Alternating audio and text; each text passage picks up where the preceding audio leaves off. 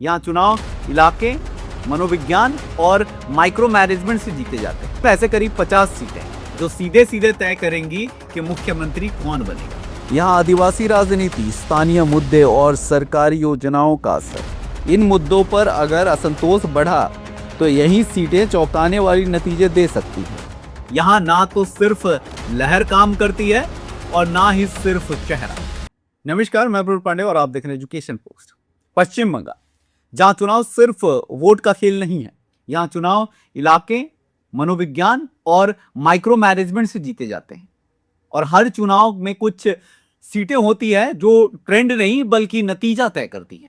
2026 में ऐसे करीब 50 सीटें हैं जो सीधे सीधे तय करेंगी कि मुख्यमंत्री कौन बनेगा।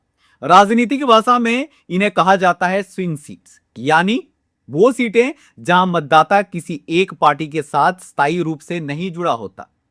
यहां लहर नहीं चलती, यहां हर चुनाव में फैसला बदलता है। पहली निर्णायक लड़ाई, उत्तर बंगाल, दार्जिलिंग से कुछ बिहार तक का इलाका। यहां 15 ऐसी सीटें हैं जहां मुकाबला सीधा है और नतीजा अनिश्चित। सिलीगुड़ी, इस्लामपुर, रायगंज, दिनहाटा, इन सीटों पर पिछले चुनाव में वोट का झुकाव तेजी से बदला था। यह इलाका बीजेपी के लिए दरवाजा है तो टीएमसी के लिए चुनौती। जंगल महल, सबसे अप्रत्याशित मैदान, यानी झाड़ग्राम, बाघमुंडी, बीनपुर। यहाँ के वोटर ना पूरी तरह टीएमसी का है ना पूरी तरह बीजेपी का। यहाँ आदिवासी राजनीति, स्थानीय मुद्दे और सरकारी योजनाओं का असर हर चुनाव में नया समीकरण बनाता है। 10 सीटें लेकिन असर पूरे चुनाव पर। साउथ बंगाल, सत्ता का असली रण क्षेत्र। पूर्व और पश्चिम मेदिनीपुर, घाटल, देबरा, नंदीग्राम। यहाँ चुनाव सिर्फ राजनीतिक नहीं, व्यक्तिगत और प्रतिष्ठा की लड़ाई बन जाता है।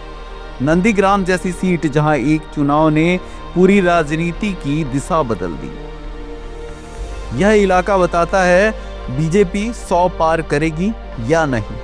इसके बाद आता है अर्बन बेल्ट, यानी बदलता मुंह, यानी कोलकाता के आसपास के शहर जैसे दमदम, विधाननगर, हावड़ा, आसनसोल। यहाँ का वोटर भावनाओं से नहीं प्रदर्शन से वोट करता है। महंगाई, रोजगार, शहरी सुविधाएं, इन मुद्दों पर अगर असंतोष बढ़ा तो यही सीटें चौंकाने वाली नतीजे दे सकती हैं।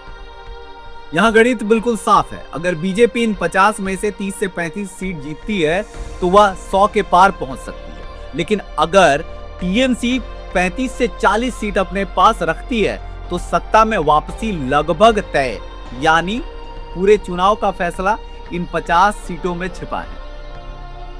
वहीं ग्राउंड रिपोर्ट का कहना है कि टीएमसी का नेटवर्क अभी भी मजबूत है, बीजेपी का विस्तार जारी है, लेकिन निर्णायक बढ़त किसी एक के पास नहीं है। यहाँ मतदाता देख भी रहा है, सोच भी रहा है और इंतजार भी कर रहा है। फाइनल एनालिसिस की बात करें तो बंगाल का चुनाव दिल्ली या उत्तर प्रदेश की तरह नहीं है। यहाँ ना तो सिर्फ लहर काम करती है और ना ही सिर्फ चेहरा।